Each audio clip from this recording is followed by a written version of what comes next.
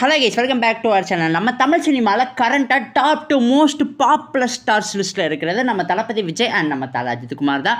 இவங்க ரெண்டு பேர்த்திலே யார் பாக்ஸ் ஆஃபீஸ் கிங்கிறத பற்றி தான் இந்த வீடியோவில் நம்ம பார்க்க போகிறோம். ஸோ கைஸ், வீடியோக்குள்ளே போகிறதுக்கு முன்னாடி நம்ம சேனலை சப்ஸ்கிரைப் பண்ணாமல் யாராவது வச்சுருந்தீங்கன்னா மறக்காமல் சப்ஸ்கிரைப் பண்ணிடுங்க. ஓகே கைஸ், வாங்க வீடியோக்குள்ளே போயிடலாம். நம்ம தளபதி விஜய் நடிப்பில் கடைசியாக மிக பிரம்மாண்டமாக வெளியான படம் தான் the greatest of all time. அதே மாதிரி நம்ம தல அஜித் குமார் நடிப்பில் மிக பிரம்மாண்டமாக கடைசியாக வெளியான படம் தான் குட் பேட் அக்லி. இந்த ரெண்டு படத்தோட world wide box office report கலெக்ஷனை பற்றி தான் பார்க்க போகிறோம். முதல்ல நம்ம தளபதி விஜயோட தி கோட் படம் எவ்வளோ கலெக்ட் பண்ணியிருக்குன்னு பார்த்துக்கலாமா? இந்த படம் பார்த்தீங்கன்னா வேர்ல்ட் வைட் பாக்ஸ் ஆஃபீஸ் கலெக்ஷனில் கிட்டத்தட்ட 456 கோடி கலெக்ட் பண்ணியிருக்கு.